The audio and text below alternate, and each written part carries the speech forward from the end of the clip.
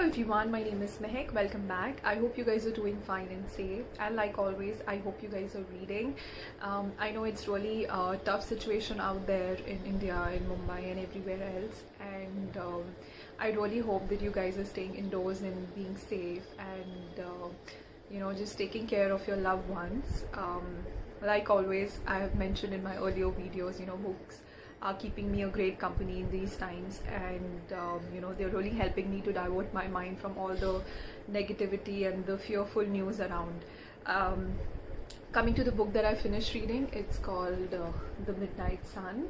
It's by Stephenie Meyer. I'm sure you all the Twilight fans would be knowing about this book. It was there was a lot of buzz and news around this book.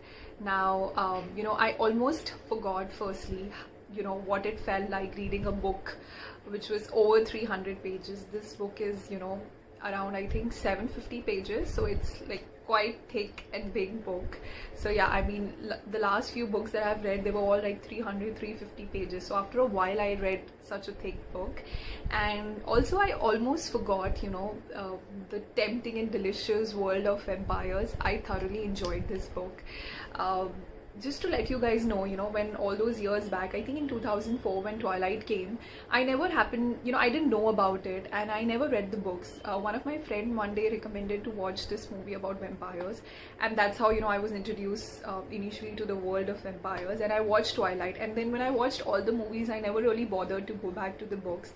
And now that I have read this book, I really understand now the craze of the books, which was there at that time. People were crazy behind the Twilight series, and now I understand because I thoroughly enjoyed this book, So unlike your Twilight series, Midnight Sun is from Edward's point of view. So in Twilight series, we saw all the things happening and their forbidden love story, from Bella's point of view. But this book is entirely from Edward's point of view.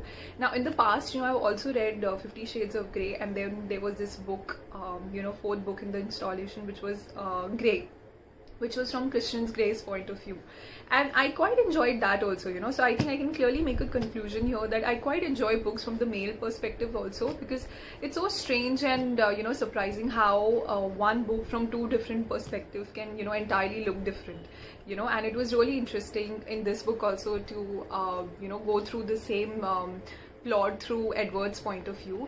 Now plot per se, the story is exactly the same as Twilight. Like, it's the same story of the lamb falling in love with the lion, meaning a human falling in love with a vampire and their forbidden love story. So plot is exactly the same, but like I said, in Midnight Sun, it is from Edward's point of view. So you read about the complex thoughts that goes inside Edward's mind and the complexities of his past, also his everyday struggle. Like, meeting Bella has been the most dangerous and interesting event in Edward's life. Like, in all the 90 years of his existence, he's never come across someone who smells as delicious as Bella. So, and obviously she's a kind and beautiful soul, so he falls in love with her and he's deeply attracted to her and her blood, and is really thirsty for her. But at the same time, the book talks about his struggle that every day he goes through. Like, he wants to be near Bella because that's like a consuming need, but every time he's near Bella, he realizes that he's imposing a threat on her and her human existence.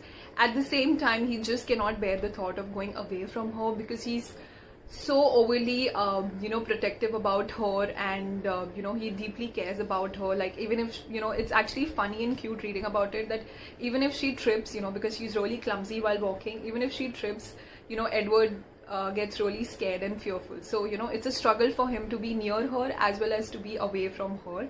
So the book describes that as well. And then Edward is super, I personally enjoyed reading about it. He's super cute, protective, territorial, possessive about her, and he just says the right things, the kind of sentences he says and the things he says her, that really, I was reading it, and he was talking to Bella, but it was me who was blushing here all the time reading. He's so romantic, and he says just the right things that make your heart go all awe, and you're like, oh my god, this is so cute. So I was blushing all the time reading about Edward's feeling for Bella. Moving on, we also read about in this book, unlike the Twilight series and Midnight Sun, you would also read about Edward before he met Bella. So you would also read about his past, from where he came from, and how initially he was a monster and he, feeded on people, and then how he overcame that hunger. And yeah, so you basically read about Edward before Bella, unlike Twilight, which is more about Edward after meeting Bella. And another favorite thing about this book, that I really enjoyed was how the author has beautifully described Edward's relationship with his family. So in this book, the author has described each of the characters, if you remember, Rosalie, Emmett, Alice, Jasper, Carlos, his father, and Esme, all these people. The author has, described each of their personality in detail. You really understand from where each of them come from, their past, and their personality traits, and each of their relationship with Edward. Like at one point you really hate, like I'm sure you guys remember about Rosalie who hates Bella, so you hate how she behaves with Bella, but then knowing about her past and where she comes from, you kind of understand, the explanation behind her behavior, and their family moments are actually adorable, especially, I personally liked Edward's relationship with his mom, which is like a normal, human relationship where she's so sweet and caring about him. So that was something that I really enjoyed reading. And so yeah, that is what the book is all about. Like I said, the plot is the same. And all the Twilight fans, I have to say, all the Twilight fans, you're going to love this book. It's I think the book is going to make you want to go and rewatch all the parts. At least it did to me. I have this sudden urge to go and watch all the Twilight series parts. And also I think there was this one problem I felt, because I've seen the Twilight movies, and I knew how Edward and Bella looks like, in real, like I know the actor and the actresses, so it didn't really allow me to imagine how Edward would look, or how Bella, what it does in otherwise, that when you don't know how the characters are looking, you're free to imagine them, so yeah, that is what I feel. There's one negative thing, that if you've watched the movie before and then you're coming back to the book. So yeah, that was all this book is all about. Now I'm quickly going to read some of my favorite, sentences or words by Edward, and shared between Edward and Bella in this book. Which are, first one is when Edward, says this, realizes this, and her happiness had become the most important thing, more important than my own. Again, interesting quote, about love, which I think kind of resonates. It says that love doesn't always come in convenient packages, or nor at convenient time, I feel. Okay, this was my favorite quote actually, because he's so always stressed about her safety and everything. He says, and I would fight, I would keep fighting. Whatever force it was that wanted to hurt Bella would have to go through me. No, she had no guardian angel, but I would do my best to make up for the lack. A guardian vampire. There was a stretch. So he said, maybe there wasn't a guardian angel for Bella, because she always, kept tripping, or, kept attracting some or the other accident. So maybe there's no guardian angel for her, but I'm going to be the guardian vampire for her. Which is so cute. Another thing he says to her, you're the most important thing to me now. The most important thing to me ever. For eternal.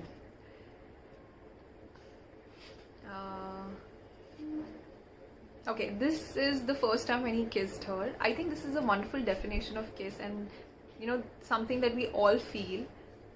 What strange alchemy was this, that the touch of lips should be so much more than the touch of fingers. If you come to understand, it's the same skin, but when someone touches you with fingers, whereas when you're kissing them, the feeling is entirely different. It made no logical sense that simple contact between this specific area of skin should be so much more powerful than anything I had experienced. It felt as if the new sun was bursting into being where our mouths met, and my whole body was filled to a shatter point with the brilliant light of it. Is there a more beautiful definition of a kiss than this? Okay, this is when, they were separated, if you remember the scene wherein the tracker is behind Bella and her life is in danger. So they were separated and they have this conversation on the phone. Bella says, I miss you. I know, Bella. Believe me, I know. It's like you have taken half myself with you. Bella, Come and get it then. Soon, as possibly I can. I will make you safe first. I love you. Could you believe that despite everything I have put you through, I love you too? Yes, I can actually. I'll come for you soon. Bella, I'll be waiting. It is so beautiful. And I think there's this one last. This is so cute. Like, he's so, for Edward, Bella is the most beautiful girl in the world, you know. And when she's in the prom and when Jacob approaches her, he calls her pretty. And when he leaves, you know, Edward is pretty irritated and Bella is like, what's wrong? Why are you irritated? He's like, he called you pretty. That's not even correct, you know. You're the most beautiful woman I have laid eyes on. How could he just call you pretty, you know? You're more than beautiful. So Bella is like, you know, I think you're just a little biased. So he's like, I don't think that it is. Besides, I have excellent eyesight. So yeah, these were the sentences that I really like and found really romantic. So like I said, all the Twilight fans, you're going to love it. It's much better, you know, I was reading the reviews, it's much better with regards to characters and the depth and, you know, Bella's character, which was quite bland in the movies and in the Twilight series. Here, the character has given her, the author has given her, you know, her character much more personality than in the Twilight series. For me, I think it was a fascinating world of, you know, what goes in the vampire's mind, you know, complexities and the love and the possessiveness and behind that handsome face. And it's a magical world. So all of you, you know, who are looking to take a break from all that's happening, you know, and take a break from the reality, I think this book is the perfect you know, thing to curl up with. So I hope you guys, let me know if you guys have read the book and what do you think about it. But till then, I think stay safe, take care, love and light to each one of you. You know, just take care of your loved ones, spend every moment and time with them. And I'm just keeping all of you in my prayers, and let's hope that you know, I can feel it that the better days are here soon, and let's hope that the world heals from this pandemic soon. Till then, take care. Bye bye. I'm going to see you next week with another book.